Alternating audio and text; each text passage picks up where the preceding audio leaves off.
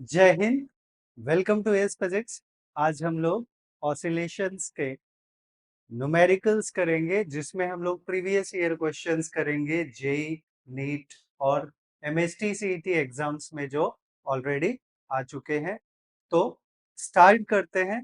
Initially I will discuss the formulas related with the oscillations, और उसके बाद हम लोग प्रीवियस ईयर क्वेश्चंस पे चलेंगे। तो फार्मूलाज कौन कौन से हैं, सबसे पहले हम उसके बारे में बात करेंगे कि पहला कंसेप्ट है ऑसिलेशन का। If length of simple pendulum increases by x%, then time period will increase by x by 2%। अच्छा, ये आया कैसे, ये जानना बहुत जरूरी है। हमें पता है time period t is equals to 2 pi root of l by g। तो यहाँ लेंथ ऑफ पेंडुलम इंक्रीजेस बोला है, तो लेंथ यहां हम देख रहे हैं कि time period is directly proportional to root of L, that is T is proportional to L raise to half. तो जब हम लोग इसको इसका लॉग लेते हैं, या मैं ऐसे बात करूं कि हम लोग अगर इसके लीस्ट काउंट वाले टर्म में बात करेंगे, ठीक है, तो हमें मिलेगा delta T by T. Error के बारे में, delta T by T will be 1/2 into delta L by L. तो यहाँ हमने देखा 1/2 का फैक्टर आ गया, इसलिए यहाँ क्या हो गया, x/2%। तो जो भी होगा 1/2 टाइम्स हो जाएगा। Same way, if g decreases by y%, तो g जो है वो इनवर्सली प्रोपोर्शनल है, टाइम पीरियड जो है वो inversely proportional to square root of g है। उस केस में हमें क्या मिल जाएगा, इट विल बी y/2%। ठीक है। The percentage change in time period of a simple pendulum when its length changes by, तो लेंथ अगर चेंजेस है वही है, इट इज 1/2 टाइम्स का जो फैक्टर है जो यहाँ पे मेंशन किया, almost it is the same thing. अब हम लोग अगले फार्मूले के बारे में बात करेंगे। तो नेक्स्ट फार्मूला है, if T1 and T2 are the time periods of two bodies starting at the same time, then time T after which they will again be in the same phase. तो उसका formula क्या है, 1/t is equals to 1/t1 minus 1/t2। इसको simplify करके हम t का value निकाल सकते हैं। तो 1/t is this one, so 1/t is, that is t2 minus t1 upon t1 into t2, t1 into t2। so t will be, जो t है वो हो जाएगा t1 into t2 by t2 minus t1, right. अगर t1 t2 known है तो ये हमारा सेम फेज का जो टाइम t है हमें कैलकुलेट करना है, वो हम यहां से निकाल सकते हैं। अगला कंडीशन है, when angular amplitude theta varies very large, then t is equals to 2 pi root of L by G in bracket 1 plus theta square by 16. Now displacement of a particle in 1/8 of periodic time is 0.7 times of A. A for amplitude है यहाँ पे, या 70% of the amplitude। ध्यान रखिए, displacement of the particle in 1/8 period of time, it will be 0.7 times of A. For a particle executing SHM from mean position in order to travel the half of the amplitude, तो half of the amplitude travel करने के लिए जो time है वो t/12 है।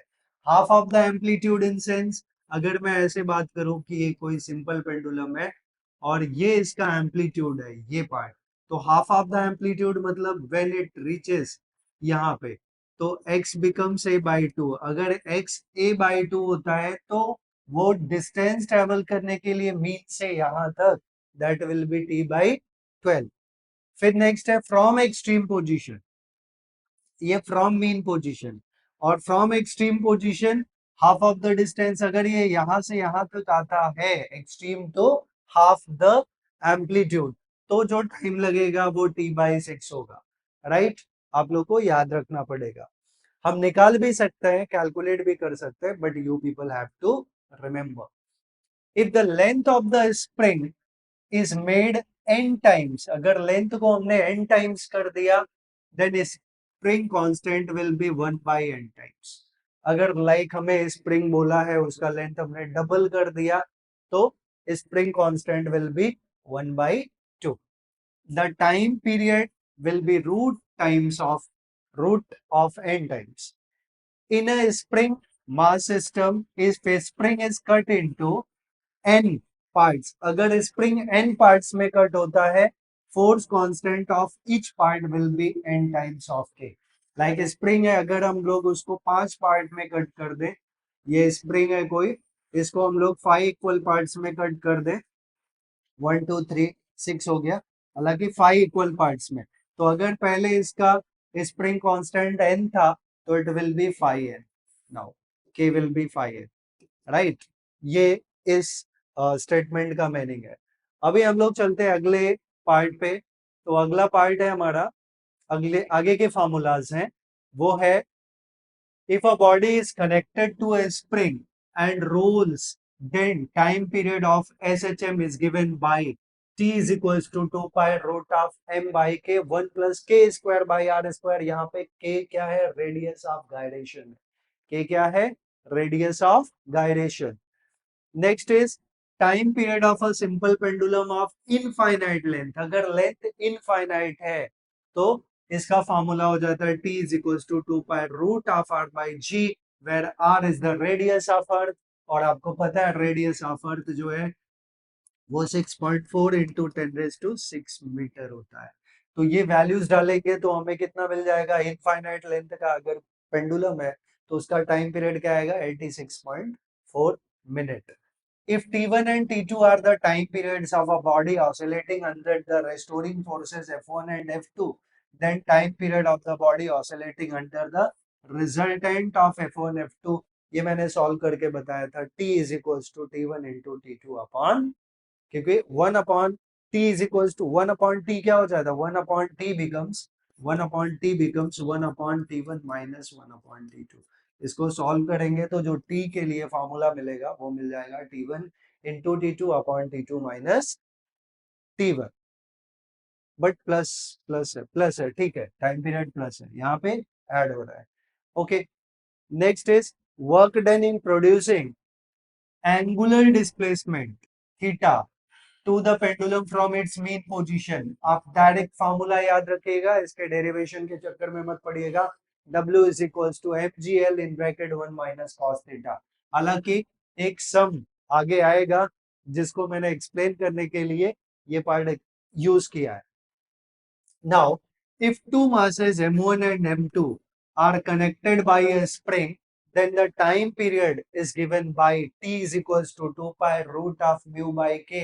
यहाँ पे mu क्या है? mu is the m by k हम लिखते हैं या mu by k लिखते हैं। यहाँ पे m जो है वो रिजल्टेंट टर्म है m1 into m2 upon m1 plus m2, that is mu। If two springs are connected in parallel, तो पैरेलल में अभी हमने स्टैंडर्ड फॉर्मूला पढ़ा 2m root of m by k। तो पैरेलल के लिए जो k होता है for parallel combination, k in parallel it is equals to k1 plus k2। जैसे कैपेसिटर होता है ना, वैसा ही सेम कंसेप्ट यहाँ पे। और अगर हम सीरीज की बात करेंगे तो 1 upon k s is equals to 1 upon k1 plus 1 upon k2। अगर हम इसको सिंप्लीफाई करेंगे तो ks का वैल्यू हमें ये मिल जाएगा, राइट, m बाई ks होता है तो ये मिल जाएगा। ये पूरी तरह कैपेसिटर जैसा काम करता है। Now magnet vibrating in uniform magnetic field, तो क्या है? Time period t is equals to 2 pi root of I by mu B. यहाँ पे एम बी हम लिखते हैं, एम बी या म्यू बी, ये होता है m into 2l, that is magnetic dipole moment, आपको पता होना चाहिए। म्यू के जगह m। Angular acceleration is given by alpha is equals to minus mu B by I into theta. तो ये कुछ फार्मूलाज हैं। अभी हम लोग थोड़े शॉर्टकट्स के बारे में बात करेंगे, नहीं directly now we will discuss about the MCQs. तो एमसीक्यूज हम लोग स्टार्ट करेंगे विद द सम्स। तो पहला सम है, सो सम स्टार्ट करने से पहले I will request to all of you कि आप लोग ये मत देखिए इसमें वीडियोस में कि आपको टाइम थोड़ा ज्यादा जा रहा है। But I will make it sure कि मैं आपके सारे कंसेप्ट जो है वो क्लियर करूंगा, आपका जो थॉट प्रोसेस है वो बेटर हो सके। नाउ इसको सॉल्व करना बहुत आसान है, कम टाइम में भी सॉल्व करना बहुत आसान है, बट उसके लिए प्रॉपर अप्रोच क्या होना चाहिए वो बहुत जरूरी है। सो आप लोग कंसेप्ट्स पे ध्यान दीजिएगा। मेरा जो टीचिंग है वो कंसेप्ट ओरिएंटेड है, तो मेरा पूरा फोकस जो है वो कंसेप्ट्स पे होता है। तो प्लीज आप लोग इसके ऊपर ध्यान दीजिएगा। सो सम देखते हैं हम लोग। For a particle performing SHM the equation d2x by dt square plus alpha x is equals to 0, then time period of the motion। तो आपको ये देख के लग रहा है it is the differential equation of linear SHM, right. Differential equation of linear SHM का form है, तो standard differential equation of linear SHM क्या है, d2x by dt square plus omega square x is equals to 0। अब इसको हम अगर compare कर लें इस फॉर्मेट से, तो d2x by dt स्क्वायर है, अल्फा की जगह क्या है यहाँ ओमेगा स्क्वायर, तो we get alpha is equals to omega square, right. So omega will be root of alpha, क्योंकि हमें चाहिए क्या, टाइम पीरियड चाहिए, और टाइम पीरियड का जो कंसेप्ट है अगर ओमेगा मिल गया तो हम टाइम पीरियड निकाल सकते हैं ना। तो ओमेगा जो होता है वो होता है 2 pi by T is equals to root of alpha. So 1 upon time period is the frequency, हालांकि हमें टाइम पीरियड चाहिए, फाइन। तो 1 अपॉन टाइम पीरियड, तो टाइम पीरियड हम इधर भेज दें, तो time period will be T, इधर भेज दिया, it will be 2 pi by root of alpha. So this is the final expression. तो 2 pi by root of alpha is the correct answer. तो आपका अप्रोच जो है वो प्रॉपर होना चाहिए। अब ये स्टैंडर्ड फॉर्म है, ये आपको याद रहना चाहिए। सो अब हम लोग चलेंगे अगले सम के ऊपर। अगला सम है question number 2। The maximum speed of a particle in SHM is V. V max दिया है, मैक्सिमम स्पीड वी मैक्स, ये हमें वी दिया है। Then the average speed is, हमें एवरेज स्पीड निकालना है। तो जो दिया है maximum speed V max, V max हमें पता है कि ये ओमेगा ए होता है and it is equals to V, ये दिया है, right, it is given part. और एवरेज स्पीड पूछा है, तो एवरेज स्पीड क्या होगा अगर हम उसके बारे में बात करें, तो पार्टिकल परफॉर्मिंग एसएचएम है, तो मान लिया ये मीन है। एक कंप्लीट ऑसिलेशन कब होता है, जब कोई पार्टिकल मीन टू एक्सट्रीम गया, एक्सट्रीम टू मीन आया, मीन टू ये एक्सट्रीम गया, ये एक्सट्रीम टू मीन आया।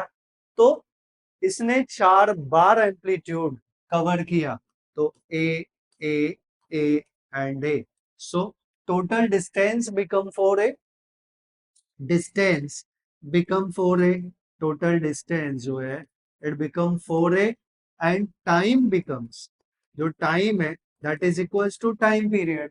तो डिस्टेंस पता है, टाइम पता है, तो एवरेज स्पीड क्या होगा, distance upon time, total distance cover upon total time, ठीक है।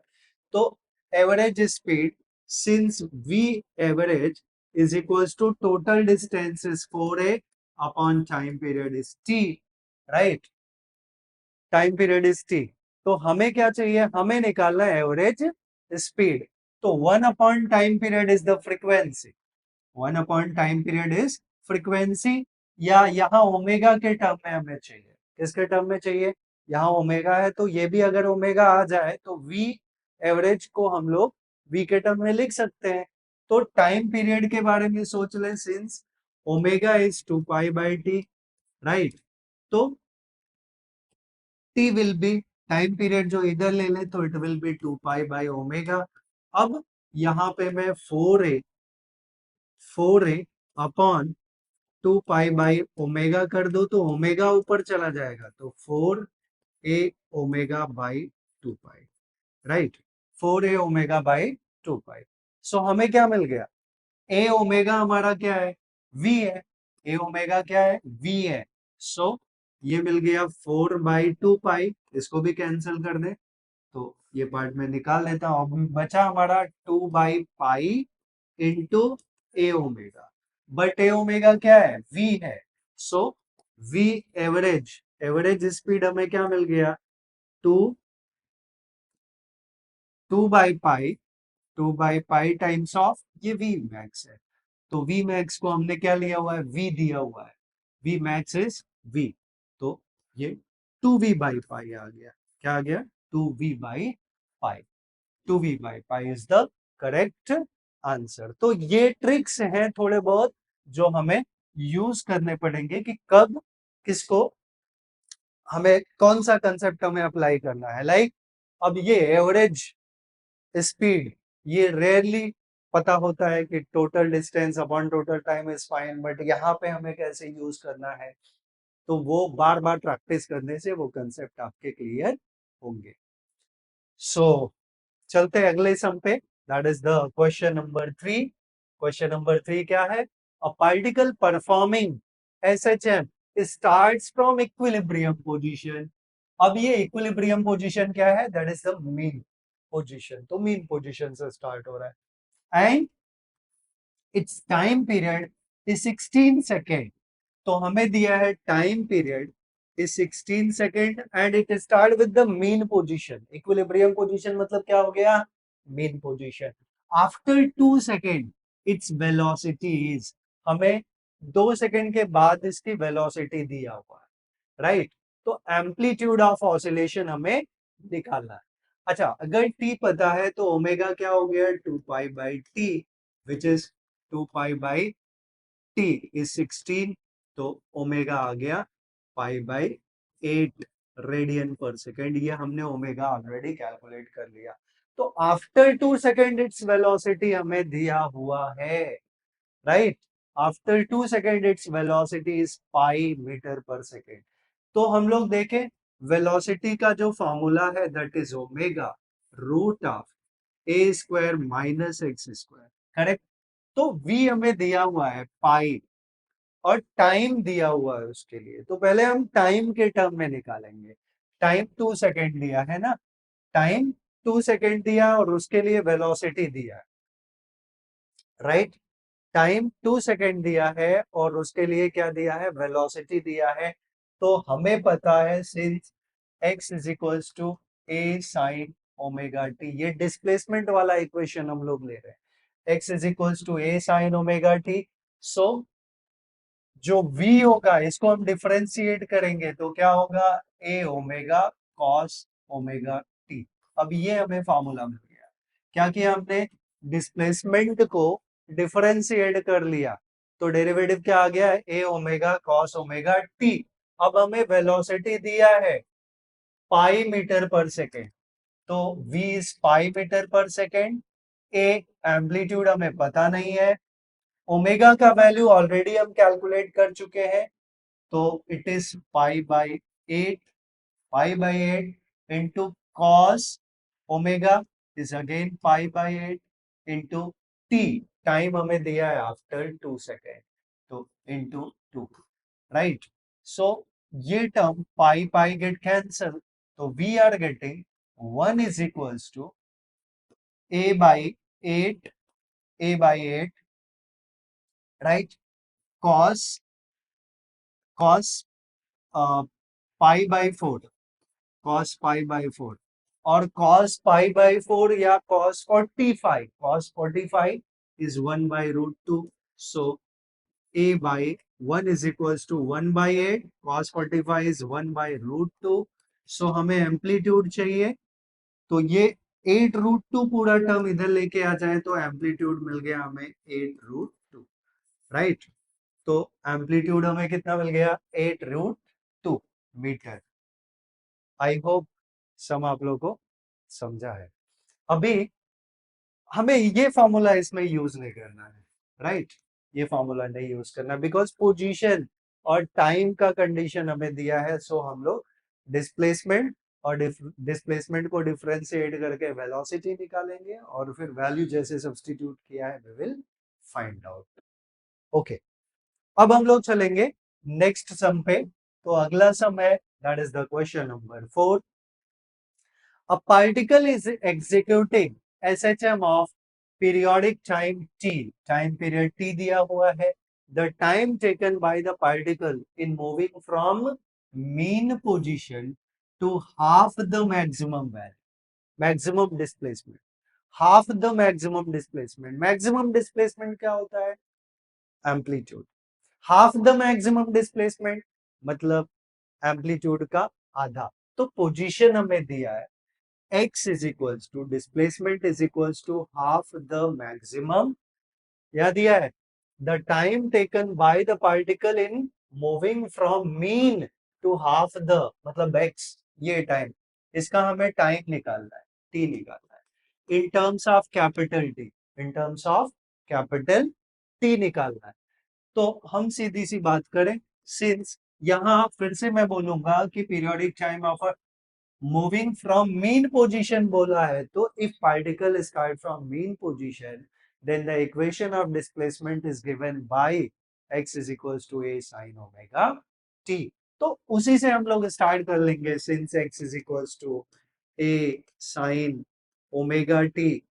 तो x हमें यहाँ पे दिया हुआ है, according to given condition it is a by 2 is equals to a sin omega is 2 pi by capital T into small t, right?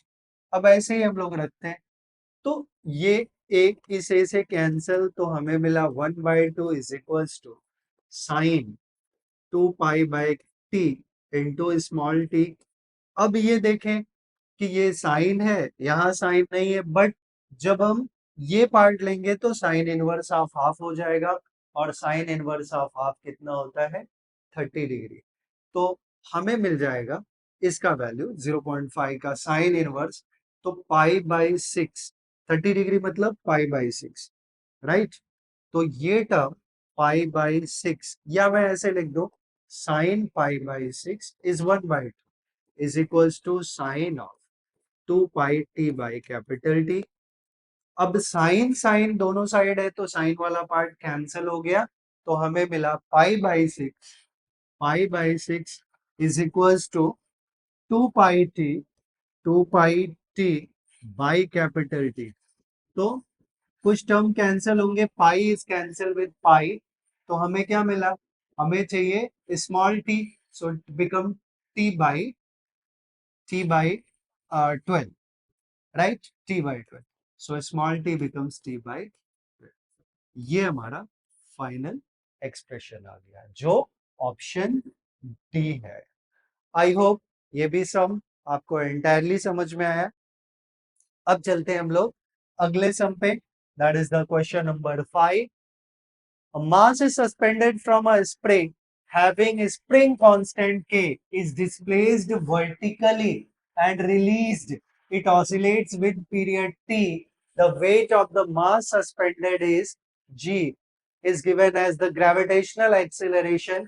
तो हम लोग सीधी सीधी बात करें कि हमें टाइम पीरियड का फॉर्मूला पता है. Time period of a spring which is oscillating, तो that is 2 pi root of m by k.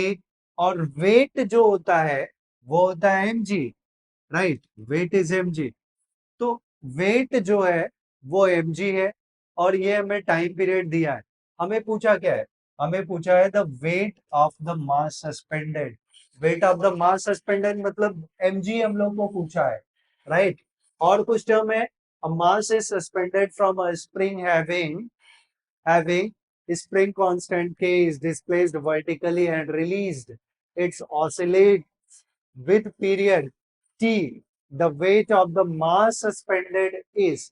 हमें वेट निकालना है, तो एक काम करते, मास यही है, मास यही है, so squaring both the side कर ले, तो T square is equals to 4 pi square M by K. M by K हो गया. हमें क्या चाहिए? हमें चाहिए वेट या मास सस्पेंडेड.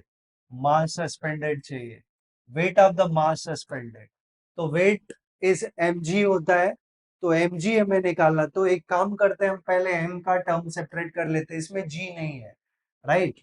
तो m का टर्म अगर सेपरेट करें तो m क्या हो जाएगा? m will be T square k, T square k by 4 pi square, 4 pi square. But हमें वेट चाहिए, वेट क्या होता है, mg होता है, तो g का मल्टीप्लीकेशन दोनों साइड हम कर लें, इधर भी g से मल्टीप्लाई कर ले, इधर भी g से मल्टीप्लाई कर लें, तो ओवरऑल हमें क्या मिलेगा, mg वेट हो गया। अब ये टर्म हमारा आंसर होना चाहिए, क्या है, टी स्क्वायर के जी, टी स्क्वायर के जी बाई 4 पाई स्क्वायर, तो ऑप्शन इज बी। ओके, सो हम लोग चलते हैं अगले सम पे। अगला सम है, a weightless spring which has a force constant k oscillates with frequency n. When a mass m is suspended from it, the spring is cut into two equal halves.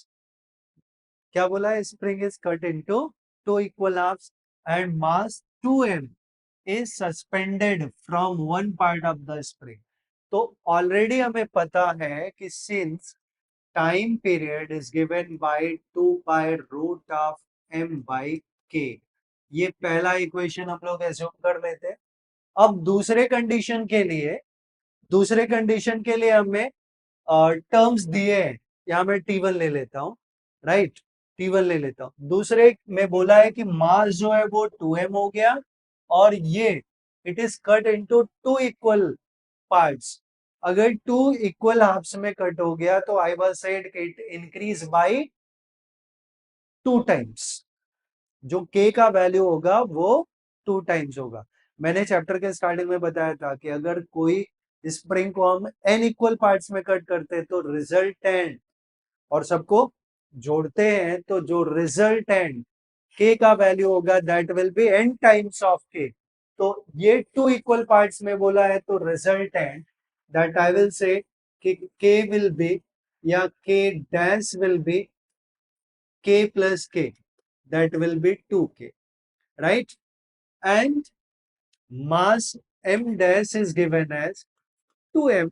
बोला है यहाँ पे कि mass is becomes 2m, so new जो time period t2 होगा it will be 2 pi root of m dash upon k dash. तो 2 pi root of m dash is 2m and k dash is 2k, k dash क्या है 2k, तो 2 cancel हो गया, हमें मिला 2 pi root of m by k, तो t2 है ये which becomes equals to t1। तो क्या होगा, the frequency of oscillation will now become, तो टाइम पीरियड अगर सेम हो गया वापस से t1 and t2 become same, तो frequency also will be same, because frequency is 1 upon time period. तो अगर टाइम पीरियड दोनों का सेम है तो frequency also will be same.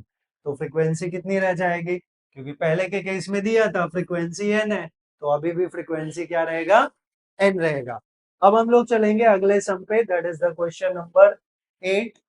Question number 8 क्या है, simple pendulum is oscillating with amplitude A, amplitude हमें क्या दिया है, a दिया है, एंड एंगुलर फ्रीक्वेंसी ओमेगा दिया है, amplitude A, angular frequency omega, at displacement x from the mean position, the ratio of the kinetic energy to the potential energy।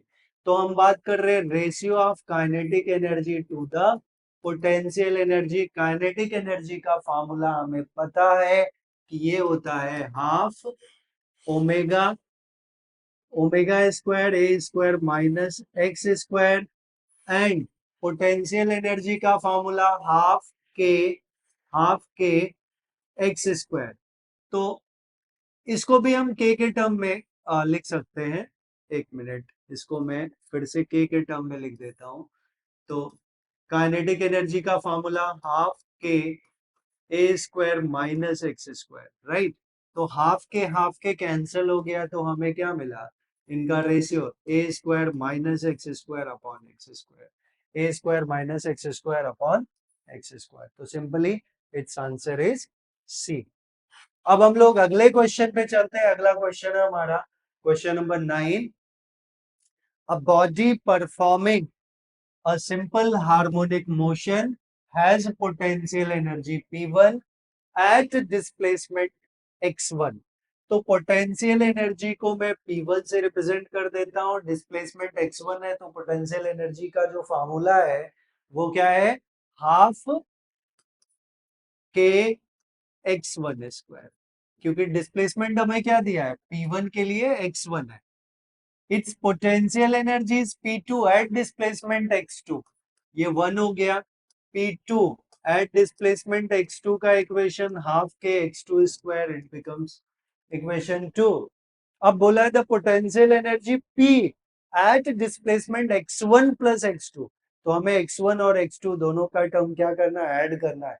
Add करना है तो पहले इन दोनों इक्वेशंस को हम ऐड कर लें, ऐड करेंगे तो हमें क्या मिलेगा, बिकॉज हमें दिया है पोटेंशियल एनर्जी का एडिशन करना है, तो हमें ये बोला है कि P is equals to x1 plus x2 के टर्म में eight displacement x1 plus x2, तो P will be equals to P1 plus P2, और P1 और P2 को अगर हम ऐड करेंगे तो हाफ के x1 स्क्वायर प्लस हाफ के x2 स्क्वायर, सो हाफ के is common, x1 square plus x2 square, that becomes P, that becomes P, ये P का टर्म है। तो अगर मैं ये टर्म देखूं, x1 square plus x2 square, right, x1 square plus x2 square, तो ये टर्म क्या हो जाएगा, 2p बाई के, 2p by K, so x1 square plus x2 square is equals to 2p by K, इतना टर्म हमें मिल गया, राइट, 2p बाई के, हालांकि ये आंसर नहीं होने वाला है, 2p बाई के मिल गया, correct, because in terms of, sorry, हमें p के टर्म में नहीं निकालना है, हमें निकालना है the potential energy p in terms of P1 and P2. P in terms of P1 and P2. Correct, P1 and P2 के टर्म में निकालना है, तो हमें क्या मिल जाएगा, इसका पूरे का स्क्वायर करें अगर हम लोग, तो हमें आई थिंक सो यहीं से मिलेगा, राइट, यहां से just we can write from here x1 square plus x2 square, अगर हमें इसको होल स्क्वायर के टर्म में लिखना है, बिकॉज x1 प्लस x2 चाहिए। अब बेसिक मैथ्स देखें तो a plus B to the whole square हमने ऑलरेडी पढ़ा है, A square plus B square plus 2ab, right, but अगर ये टर्म चाहिए हमें A square plus B square, तो it will be A plus B to the whole square minus 2ab, right, हम ऐसा फॉर्मेट लिख सकते हैं, तो उस हिसाब से माइनस में तो है नहीं कुछ, माइनस में नहीं है कुछ, उस हिसाब से टर्म हमारा क्या आना चाहिए, सी। हम पूरा सॉल्व नहीं करने जाएंगे, यहीं से हमें एक आइडिया मिल गया कि आंसर इसका क्या होना चाहिए। अब हम लोग चलेंगे क्वेश्चन नंबर 10 के ऊपर। तो क्वेश्चन नंबर 10 क्या है, a simple pendulum of length L has maximum angular displacement theta, maximum displacement कितना है, theta, angular displacement, the maximum kinetic energy of the bob of mass m is, हमें kinetic energy निकालना है, तो ठीक है, काइनेटिक एनर्जी निकालना है, वी विल फाइंड आउट। अगर हम लोग टर्म्स देखें, मैक्सिमम काइनेटिक एनर्जी निकालना है, ठीक है, मैक्सिमम काइनेटिक एनर्जी, तो maximum kinetic energy will be equals to potential energy, और पोटेंशियल एनर्जी mgh होता है, maximum kinetic energy of the bob of mass m, वो हमें चाहिए। तो यहाँ पे ऑलरेडी इससे रिलेटेड डायग्राम मैंने ड्रॉ कर दिया है, but I will explain the diagram.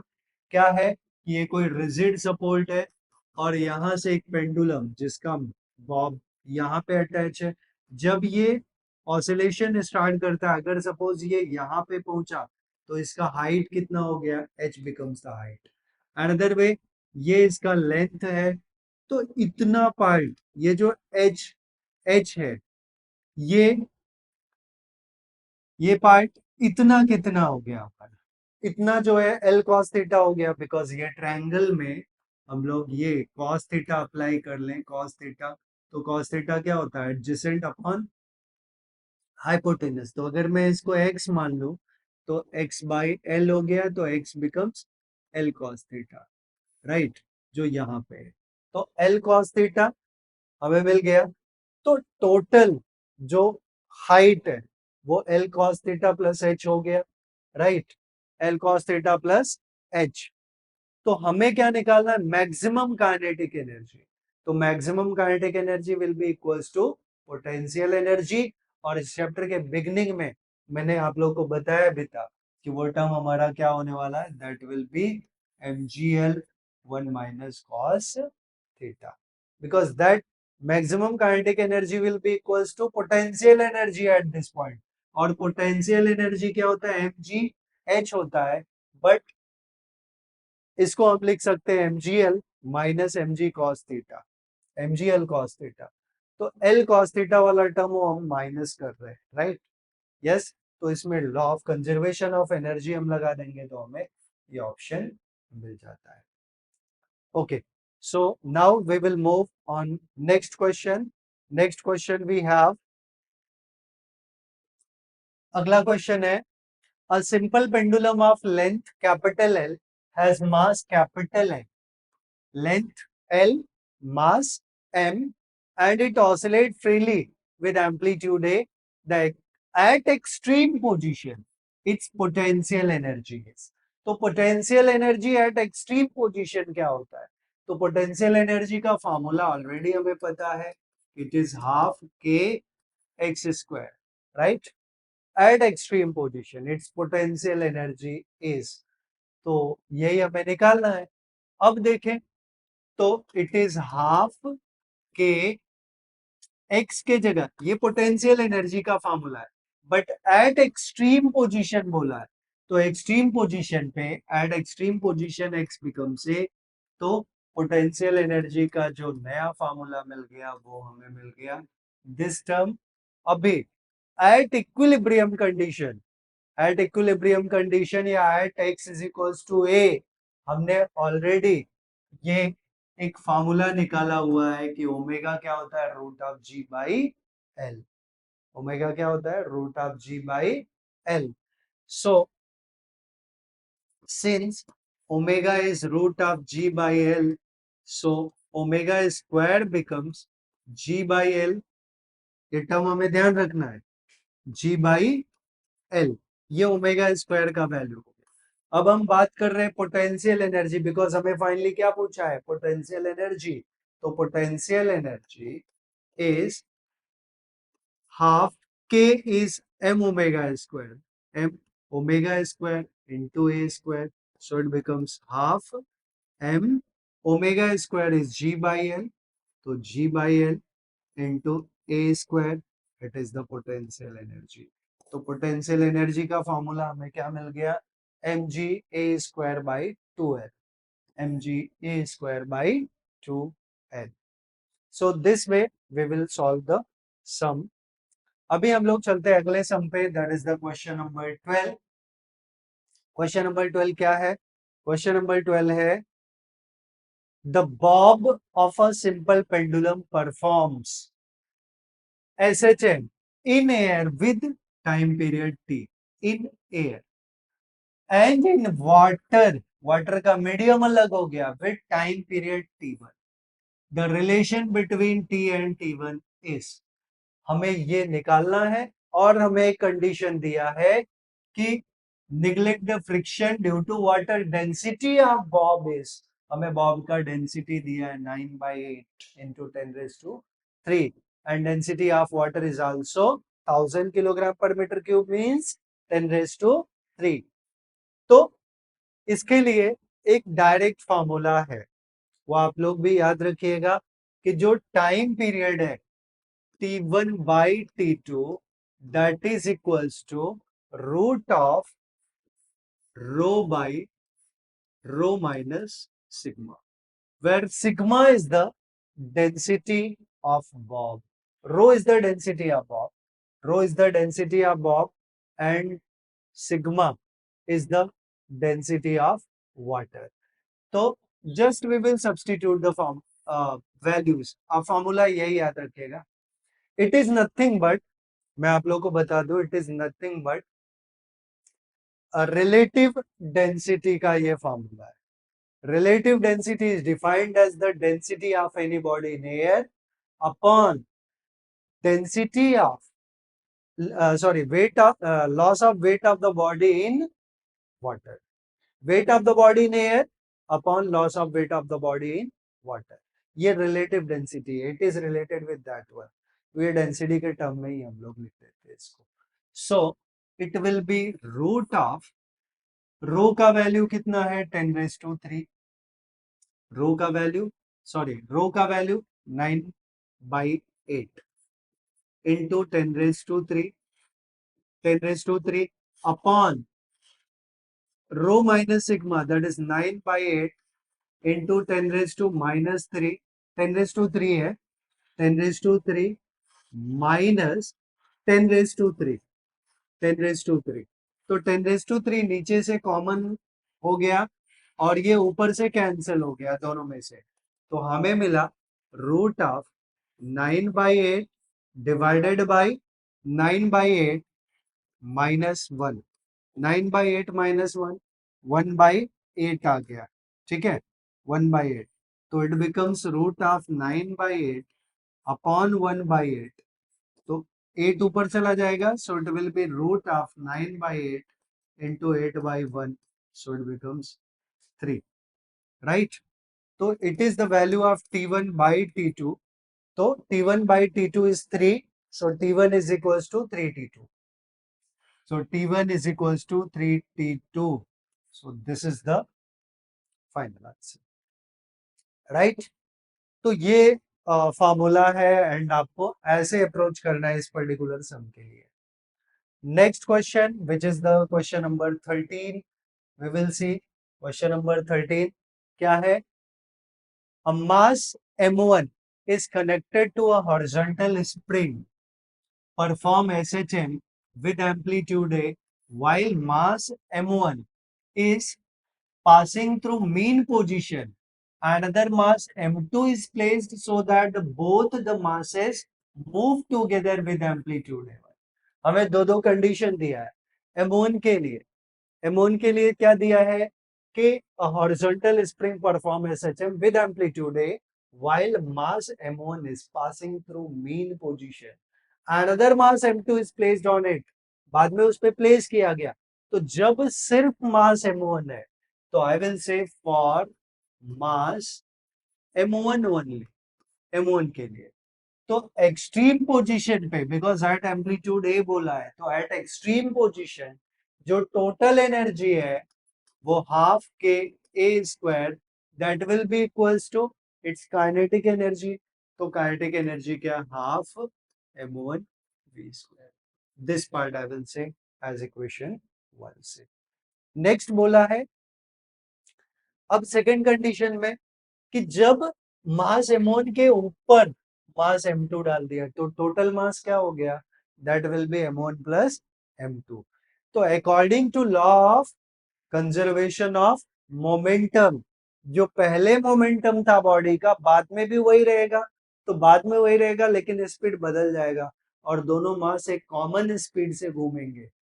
तो हम लोग according to law of conservation of momentum हम लोग क्या लिख सकते हैं कि बॉडी m1 का जो मोमेंटम है मोमेंटम का formula product of mass and velocity that is equals to total mass of the system which become m1 plus m2 into v. और मैं इस v को v कॉमन कर देता हूं या इसको मैं v डैश कर देता हूं. Right common velocity I will से. Yes it is the common velocity. Right हमें रेशियो निकालना a1 by a2 का. ठीक है वी विल सी. अब हम लोग क्या करते हैं इसका फिर यही जो पार्ट है ये तो कंडीशन आ गया जैसे हमने फॉर मास m1 किया था. अब मास m1 और m2 जब कंबाइन हो जाएंगे and they are moving together तो उनका भी maximum potential energy will be equals to kinetic energy. तो मैक्सिमम पोटेंशियल एनर्जी क्या होगा so with mass m1 plus m2 जब ये कंबाइन हो गए तो total energy equals to kinetic energy. तो टोटल एनर्जी क्या, हाफ के तो कांस्टेंट रहने वाला है, ए डैश स्क्वायर या ए वन स्क्वायर, मैं इसको ए वन एज्यूम कर देता हूं, इज इक्वल्स टू, इसका एम्पलीट्यूड ए, इसका एम्पलीट्यूड ए वन। काइनेटिक एनर्जी क्या होगा, हाफ मास become m1 plus m2 into, अब कौन से वेलोसिटी से ये घूम रहा है, v डैश, राइट, या इसको हम v1 भी ले सकते थे, बट ठीक है, v1 डैश का स्क्वायर, राइट। और हमें क्या चाहिए, हमें चाहिए a1 by a2। So this become equation number 2 से हम दोनों इक्वेशन को डिवाइड कर लें। सो ए बाई, हमें निकालना क्या है, हमें निकालना है ए वन बाई ए। तो ए वन को हमने सिर्फ ए लिया है और इसको क्या लिया है, move together with amplitude A one, right. इसको ए लिया है, इसको ए वन लिया है, तो हमें ए वन बाई ए निकालना है, ठीक है। तो आई विल से हम सीधा सीधा इक्वेशन वन को टू से डिवाइड कर देते हैं, वन को टू से dividing equation one by two, तो हमें मिलेगा half K A square upon half K A one square is equals to half M one V square upon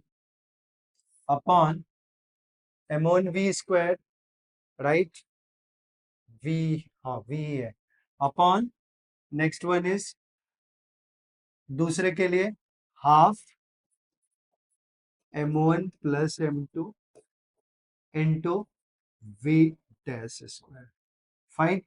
तो ये हाफ इस हाफ से कैंसिल, या हाफ के कैंसिल, तो एम्पलीट्यूड का टर्म हमें मिल गया, राइट। और v कॉमन है, v क्या है, कॉमन वेलोसिटी है, तो डिवाइड करेंगे तो अल्टीमेटली हमें क्या मिलने वाला है, m1 plus m2, that's root का टर्म आया है, बिकॉज हमें, अच्छा यहाँ स्क्वायर है ना, तो रूट का टर्म आएगा और v कॉमन हो गया है दोनों का। So m1 upon m1 plus m2 that raise to half, m1 upon m1 plus m2 raised to 1 by half. So this will be probable answer. अब हम लोग चलेंगे अगले सम पे, that is the question number 14.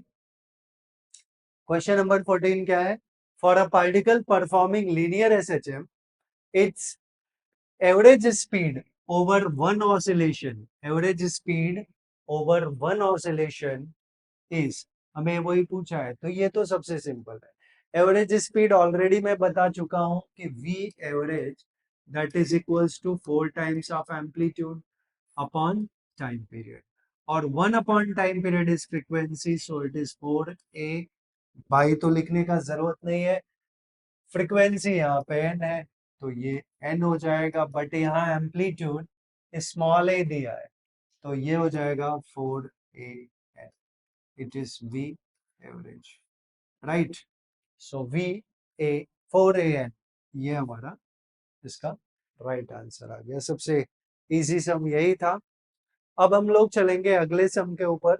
सो अगला sum है an equation of a simple harmonic progressive wave is given bye, ये हमें इक्वेशन दिया है, equation of simple harmonic progressive wave, the distance between two particles having phase difference, distance between two particles, ये distance दिया है, having a phase difference of pi by 3 radian in meter, हमें the distance between two particles निकालना है और phase difference हमें दिया है, right?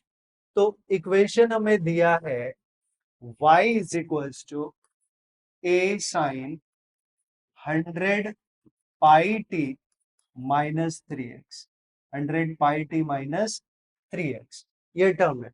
The distance between two particles having phase difference, हमें पार्टिकल के बीच का डिफरेंस निकालना है।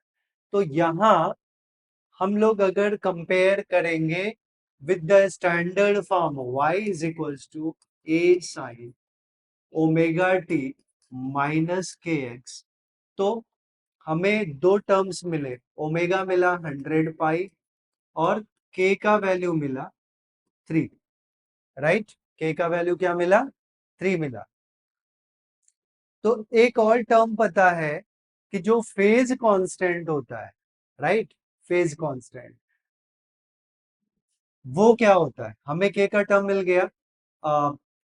जो वेवलेंथ फेज कांस्टेंट हमने पढ़ा है कि लेमडा जो होता है वो 2 पाई बाई के होता है। क्या होता है? Lambda is, since lambda is 2 pi by के, यहाँ के का टर्म ऑलरेडी 3 है, सो इट बिकम्स 2 पाई बाई 3। यहां से हमने क्या निकाल लिया? लेमडा निकाल लिया, वेवलेंथ मिल गया हमें। वेवलेंथ मिल गया तो हमें फेज डिफरेंस चाहिए। क्या चाहिए? Phase difference. और हमें पता है कि since phase difference phi is equals to, phi is equals to 2 pi by lambda into path difference. तो पाथ डिफरेंस हमें यहाँ x2 माइनस x1 है और फेज डिफरेंस हमें दिया है, ये फाई का वैल्यू है, पाई बाई 3। तो we can say pi by 3 is equals to 2 pi by lambda का value 2 pi by 3, 2 pi by 3 into X, right. तो एक्स हमें फाइंड आउट करना है। ये पाई इस पाई से कैंसिल, ये 3 ऊपर चला जाएगा तो क्या मिलेगा हमें? हमें मिलेगा एक्स चाहिए। सो हमें मिला 1/3, यहां जो बचा है इज इक्वल्स टू 2 3 जा 6, 6/2 पाई इंटू एक्स, 2 3 जा आ गया। तो हमें एक्स चाहिए। एक्स बिकम्स, एक्स बिकम्स पाई इधर जाएगा तो पाई बाई 3 3 जा 9। तो x becomes pi by 9, pi by 9 है option, that is C option. आपको सारे फॉर्मूलाज याद रखने पड़ेंगे, स्टैंडर्ड फॉर्म है वो याद रखना पड़ेगा, एंड इजी है सब। अब हम लोग चलेंगे अगले क्वेश्चन पे। अगला क्वेश्चन है question number 16। A particle perform SHM of amplitude 25 centimetre. तो हमें एम्पलीट्यूड दिया है 25 सेंटीमीटर, राइट। एम्पलीट्यूड कितना है? 25 centimetre and time period 3 second. T is 3 second, t is 3 seconds. The minimum time required for it to move between 2 points, between 2 points, 12.5 centimeter on either side from mean position. ये mean position से दोनों side कितना? 12.5 और 12.5 इतना move करता है। Amplitude हमें दिया है 25। तो अगर हम लोग ध्यान से देखें बेसिक कंसेप्ट के बारे में कि अगर कोई इतना मूव करता है तो सबसे पहली चीज ये होगी कि वो एंगल कितना सबटेंड करेगा at the centre. That is most important thing कि यहाँ पे एंगल कितना सबटेंड करेगा। अब ये पार्ट हमें दिया है 12.5 और एम्पलीट्यूड कितना है? एम्पलीट्यूड कितना है? एम्पलीट्यूड हमें दिया है कितना? 25 सेंटीमीटर।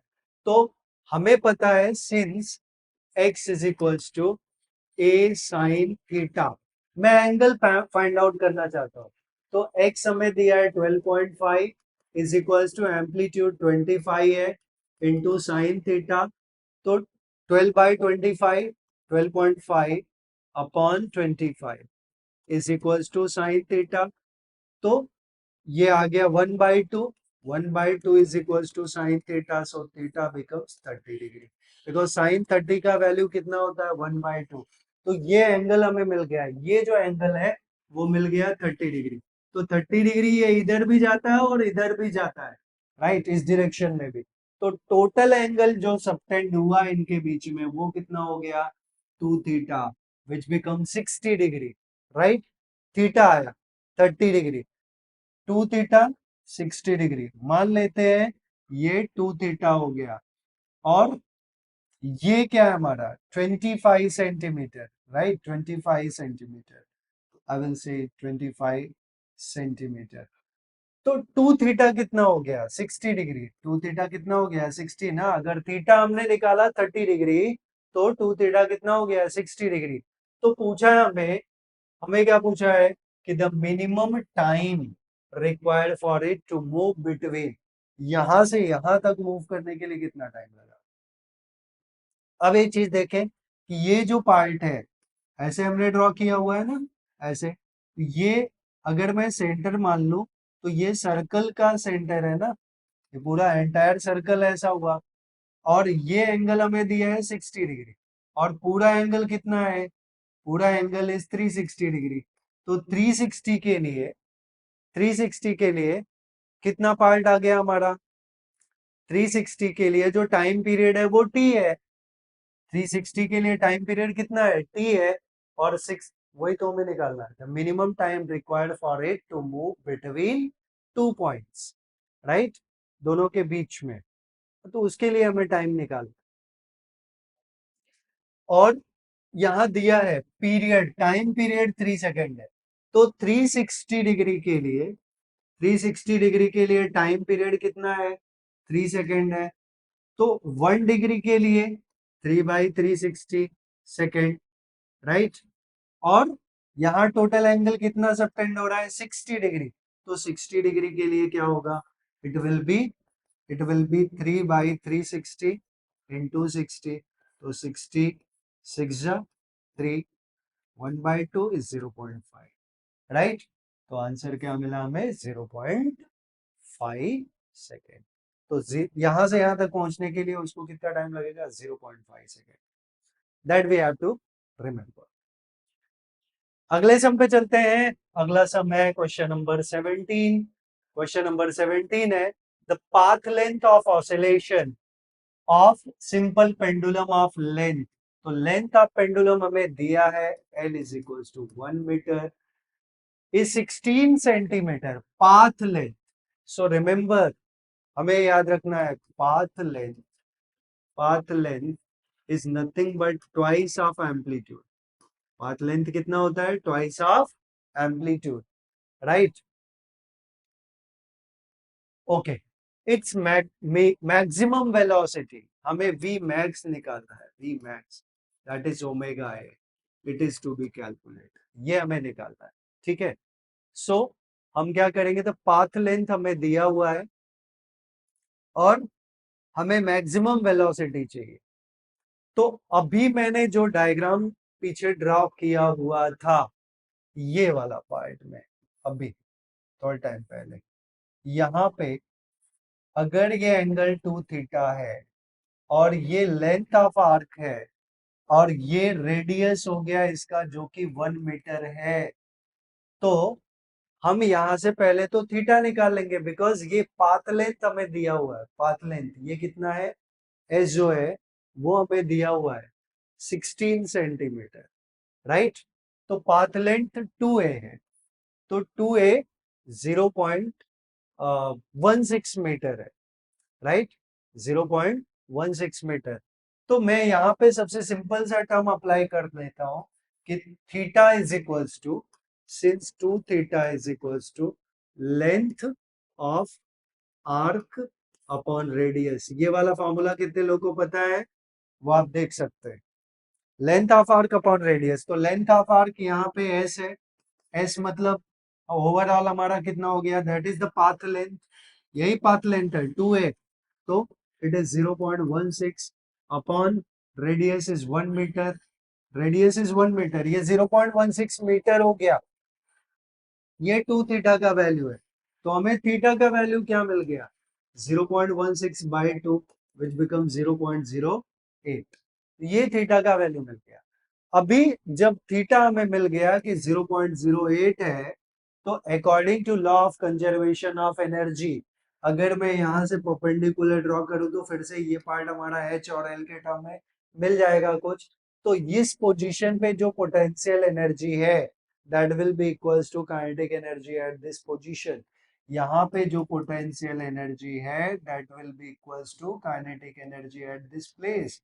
और यहाँ का काइनेटिक एनर्जी, सॉरी, यहाँ का पोटेंशियल एनर्जी ऑलरेडी हमने कैलकुलेट किया हुआ है कि अभी हमने निकाला था formula, since M G L in bracket 1 minus cos theta is equals to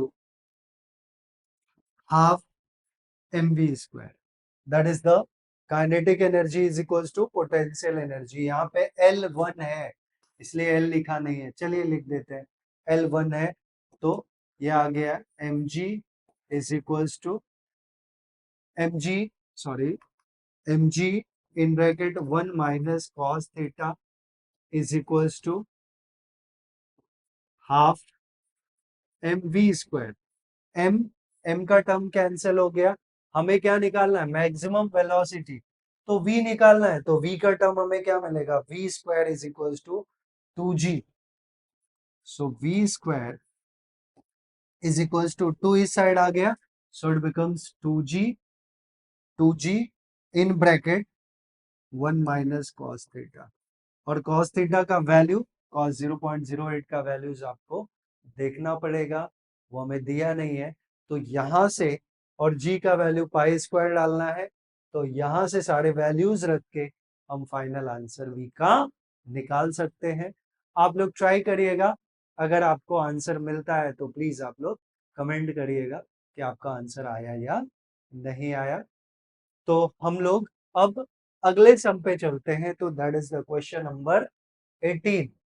question number 18 क्या है, a particle executes SHN with an amplitude A, हमें एम्पलीट्यूड A दिया है, the period of oscillation is T, the minimum time taken by the particle to travel half the amplitude, half the amplitude मतलब हमें दिया है x जो displacement है it is half the amplitude, maximum minimum time taken उसका time हमें निकालना है, तो हमें क्या निकालना है, t निकालना है, कब, when it travel x is equals to a by 2, तो ऑलरेडी हमें पता है since x is equals to a sin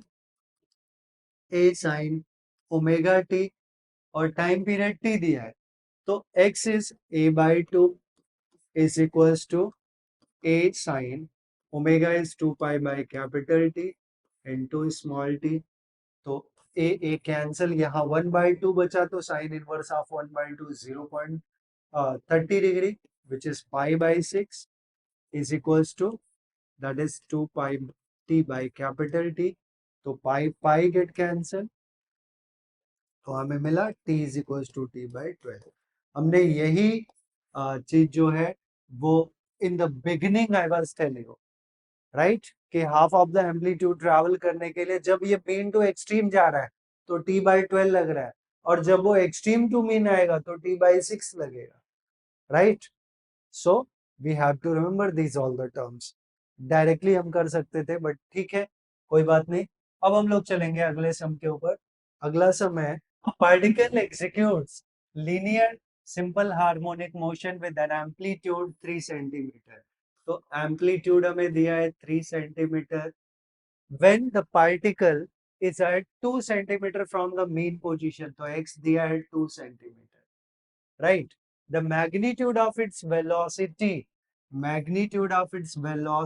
is equals to that of the acceleration, तो velocity is equals to acceleration हमें दिया है, but velocity का formula omega root of a square minus x square होता है, और acceleration is omega square x, तो एक ओमेगा इस ओमेगा से कैंसल, हमें ओमेगा क्या मिला, ओमेगा मिल गया ये टर्म, ओमेगा ओमेगा क्या मिल गया, ओमेगा हमें मिलेगा this will be root of A square minus x square by x, तो ओमेगा हमें मिल गया root of A square, amplitude 3 है, 3 square minus x is 2 square upon x is again 3, तो ये आ गया 3 3 9 माइनस 4 दैट इज रूट 5, तो रूट 5 बाई 3, ये ओमेगा आ गया, बट ओमेगा क्या होता है 2 पाई बाई टी होता है, और हमें टाइम पीरियड निकालना है 2 पाई बाई टी, ओमेगा क्या होता है 2 pi by T is equals to root 5 by 3, तो हमें टाइम पीरियड चाहिए तो टी इधर भेज दिया, 3 2 6 पाई/√5 या 6/√5 टाइम्स ऑफ पाई, राइट। कुछ गड़बड़ कर रहे हैं, ओमेगा इज 2 पाई/टी, यहाँ आया 3 3 9 -4 5 5/3, राइट। और 2 3 6, आंसर तो नहीं दिया है, बट आंसर इसमें से ही आना चाहिए। टाइम पीरियड इन सेकेंड आप लोग लिख लेंगे 6 पाई/√5, या इंस्टेड ऑफ 4 पाई आप 6 पाई कर लीजिए, राइट। अगर 3 और 2 दिया है तो यही टर्म आएगा हमारा, करेक्ट। ओके, तो ये आंसर हो गया। अभी चलेंगे हम लोग लास्ट क्वेश्चन पे, क्वेश्चन नंबर 20। क्वेश्चन नंबर 20 क्या है? A simple harmonic motion is represented by y is equals to, ये टर्म है, y is equals to 5 sin 3 pi t plus √3 cos 3 pi t। The amplitude and time period, हमें amplitude निकालना है और time period निकालना है। तो सबसे पहले हम इनको सिंप्लीफाई करते हैं। हमारे पास जो इक्वेशन है y is equals to 5 sin 3 pi t plus 5√3 cos 3 pi t, ऐसा टर्म हो गया। हमने क्या किया, 5 का मल्टीप्लीकेशन दोनों में कर दिया। तो अब एक साइन में एक क्रॉस में है, तो प्रॉब्लम है हमारे पास। तो हम क्या करते, कॉस वाले को साइन में कन्वर्ट कर ले, तो 5 sin 3 pi t plus 5√3 sin π/2 plus 3 pi t, राइट। तो अब ये स्टैंडर्ड फॉर्म हो गया इसका, स्टैंडर्ड फॉर्म क्या है, y is equals to a sin ω t a1 plus a2 sin ω t plus pi का टर्म है, प्लस पाई एवन से पहले वाले में नहीं है, दूसरे वाले में है। तो जो रिजल्टेंट एम्पलीट्यूड मिलता है since r is equals to root of a1 square plus a2 square plus 2a1 a2 cos 5, या जो भी फेज डिफरेंस रहे दैट वी विल राइट। अब ये स्टैंडर्ड फॉर्मूला है हमारा एम्पलीट्यूड निकालने का। तो हम कंपेयर करें, a1 हमारा कितना है, कंपेयर किसको करना है, इसको इस स्टैंडर्ड फॉर्म से। तो we are getting a1 as pi, अब हम यहां लिख लेते हैं a1 एज पाई, a2 क्या है, a2 का टर्म इधर है, दैट इज 5√3 और जो 5 का टर्म है वो π/2, 5 इज π/2, राइट। तो रिजल्टेंट आर हमारा क्या होता है, root of a1 square plus a2 square plus 2a1 a2 square, तो 5 स्क्वायर प्लस 5√3 का स्क्वायर प्लस 2, ये रूट में ही रहेगा, 2 इंटू 5 इंटू कॉस थीटा, तो कॉस π/2, बट कॉस 90 क्या होता है, 0। तो ये एंटायर टर्म 0 हो गया। तो हमें क्या मिला, root of a1 square plus a2 square. तो r हमें मिल गया root of 5 square is 25 plus 5√3 का स्क्वायर 75 विच बिकम 100। तो 100 का रूट विल बी 10। तो अब 10 मिल गया, आर हमें कितना मिल गया, 10 सेंटीमीटर, रिजल्ट एंड एम्पलीट्यूड। अब निकालना हमें क्या, टाइम पीरियड। तो टाइम पीरियड का टर्म अगर हमें देखना है तो वापस से स्टैंडर्ड फॉर्म से हम कंपेयर कर लें कि टाइम पीरियड के लिए यहाँ सिर्फ साइन वाला पार्ट देखे तो साइन ओमेगा टी है, राइट, ओमेगा टी। तो ओमेगा का वैल्यू 3 पाई है। तो सिंस ओमेगा इज 3 पाई, तो ओमेगा इज 2 पाई/टी is 3 pi, pi pi get cancel, T is equals to, T इधर करेंगे तो 2/3 second, right, 2/3 second. So 10 centimetre and 2/3 second. I hope आप लोगों को सारे सम समझ में आए होंगे। तो मैं ऐसे ही वीडियोस लेके आता रहूंगा जब तक सीईटी जेई और नीट के एग्जाम्स नहीं हो जाते। अगर आप लोग को वीडियो पसंद आया तो प्लीज आप चैनल को सब्सक्राइब करिए, वीडियो को लाइक करिए और जितना ज्यादा से ज्यादा हो सकता है वीडियो को शेयर करिए। Thanks for watching this video. Thank you very much.